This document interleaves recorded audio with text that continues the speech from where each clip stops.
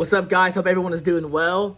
This is Charles Tate Ford, and I'm excited to make the second video of the year for y'all. So first off, I want to apologize for those who may have not have watched my previous video earlier in the semester.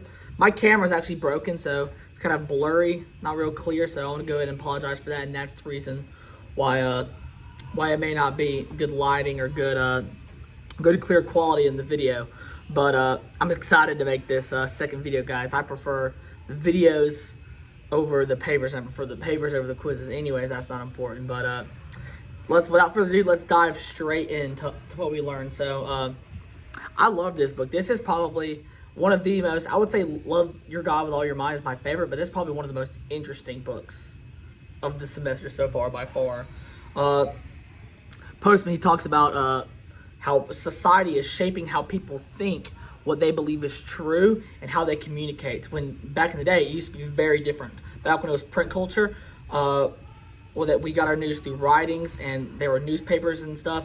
People would that encourage deep thinking, and encourage people having discussions, having logical arguments, and they would discuss stuff publicly to figure out, hey, what is this? And nowadays, it's the medium. The medium is the metaphor, and the media, people take that as what is true. And I'm excited to talk about that today. I got some bullet points right here that I've made when taking notes of the book that I want to cover. So let's dive into chapter 1. The medium is the metaphor. So the form of communication, the medium, it shapes how people think and not just what they think. So like when it comes to the news, you have the left wing, and they slip in their bias, and the right wing, they slip in their bias, when really we need to sit and discover, okay, what is the truth? Because usually somewhere in the middle, which is epistemology, which we all know what that is. That's how do we know what is true? How do we know that we know? And the culture has just shifted completely different than that. It was just whatever they tell me, I believe. And with social media, that's a whole thing in of its own, because it's just the algorithm that's just feeding you, just believing everything you hear instead of actually going out and doing their research themselves. Like we mentioned earlier, society has shifted from a print-based culture to a television-based culture. As a result, entertainment is replaced serious discussion. Entertainment is replaced learning.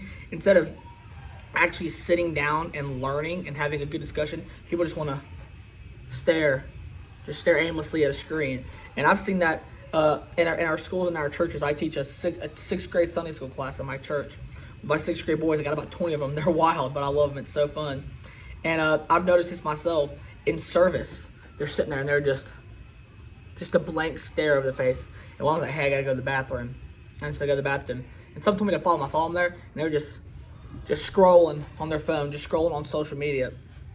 And I think that's so true that Postman covers that. We just want to be entertained. We don't want to learn anymore. And that's something that our culture has gotten into. We need to shift away from that.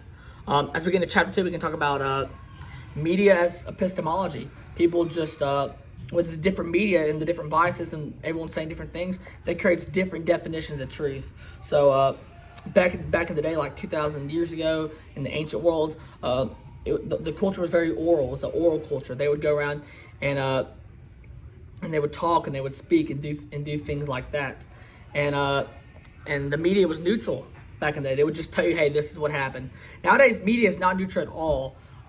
They want to shape the values and the knowledge and the truth from their perspective. And when people aren't fact-checking anymore, they're just sitting on the couch and watching the news or sitting on the phone scrolling on social media. You just accept whatever you hear, and that can be a very dangerous situation.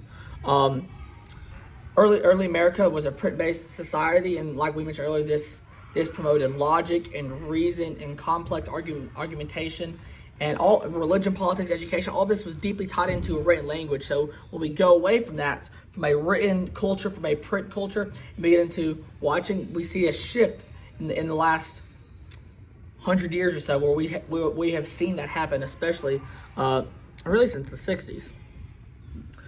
And then my final thing I want to talk about is the peekaboo world, like we said. Another story from my class, my sixth grade class that I teach at my church. They were talking about how they have this buddy. He doesn't go to the church, but all my friends that knew him, that goes to their school. In the middle of math class, they were just like, who needs this?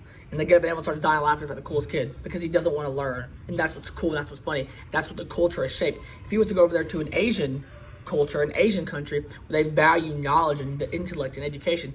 If someone was like, I don't need this, like, who is this guy? This guy's a loser, he doesn't want to learn. And the culture is shifted so differently.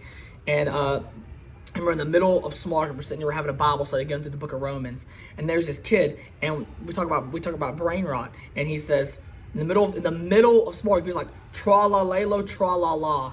I don't even know what that is, I had to look it up. It's just people are just watching these stupidest things just to fill their brains with entertainment. It doesn't even make sense.